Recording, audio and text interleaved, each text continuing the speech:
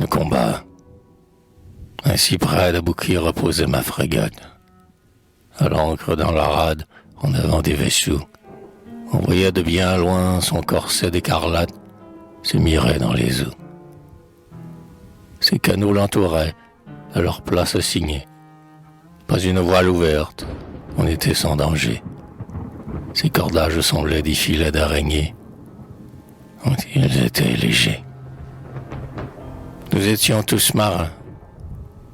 Plus de soldats timides, qui chançaient à bord ainsi que des enfants. Ils marchaient sur leur sol, prenant des pyramides, montant des éléphants. Il faisait beau. La mer, de sable environnée, brillait comme un bassin d'argent entouré d'or. Un vaste soleil rouge annonça la journée du 15 Thermidor. La sérieuse alors s'ébranla sur ce qui. Quand venait un combat, c'était toujours ainsi. Je le reconnus bien et je lui dis « Ma fille, je te comprends, merci. » J'avais une lunette exercée aux étoiles. Je la pris et la tins ferme sur l'horizon. 1, 2, 3. Je vis 13 et 14 voiles. Enfin, c'était Nelson. Il courait contre nous en avant de la brise. La sérieuse à l'ancre, immobile s'offrant, reçut le rude abord sans en être surprise, comme un roc un torrent. Tous passèrent près d'elle en lâchant leur bordée. Fière, elle répondit aussi 14 fois, et par tous les vaisseaux elle fut débordée. Mais il en resta 3. 3 vaisseaux de haut bord. Combattre une frégate? Est-ce l'art d'un marin? Le trait d'un amiral? Un écumeur de mer? Un forban? Un pirate? Pas agi mal. N'importe. Elle bondit, dans son repos troublé. Elle tourna 3 fois, jetant 24 éclairs. Et rendit tous les coups dont elle était criblée. Feu pour feu, fer pour fer. Ses boulets enchaînés fauchaient des mâts énormes, faisaient voler le sang, la poudre et le goudron, s'enfonçaient dans le bois comme au cœur des grands ormes, le coin du bûcheron. Un brouillard de fumée où la flamme étincelle l'entourait. Mais le corps brûlé, noir, écharpé, elle tournait, roulait et se tordait sous elle, comme un serpent coupé.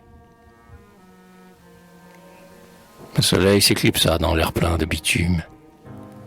Ce jour entier passa dans le feu, dans le bruit. Et lorsque la nuit vint sous cette ardente brume, on ne vit pas la nuit. Nous étions enfermés comme dans un orage. Des 2 flottes au loin, le canon s'y mêlait. On tirait en aveugle à travers le nuage. Toute la mer brûlait. Mais, quand le jour revint, chacun connut son œuvre. Les 3 vaisseaux flottaient dématés, et si là qu'ils n'avaient plus de force assez pour la manœuvre. Mais ma frégate, hélas, elle ne voulait plus obéir à son maître. Mutilée, puissante, elle allait au hasard, sans gouvernail, sans mât. On eût pu reconnaître la merveille de l'art.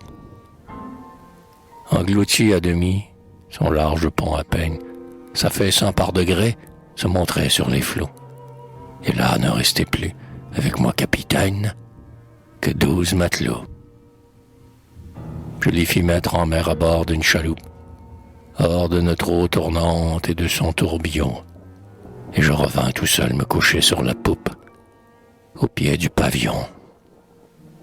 J'aperçus des Anglais les figures livides, faisant pour s'approcher un inutile effort, sur leurs vaisseaux flottants comme des tonneaux vides, vaincus par notre mort. La sérieuse alors semblait à l'agonie. L'eau dans ses cavités bouillonnait sourdement. Elle, comme voyant sa carrière finie, gémit profondément. Je me sentis pleurer, et ce fut un prodige. Un mouvement honteux, mais bientôt l'étouffant, nous nous sommes conduits comme il fallait, lui dis-je. Adieu donc, mon enfant. Elle plongea d'abord sa poupe et puis sa proue. Mon pavillon noyé se montrait en dessous. Puis elle s'enfonça tournant comme une roue. Et la mer vint sur nous.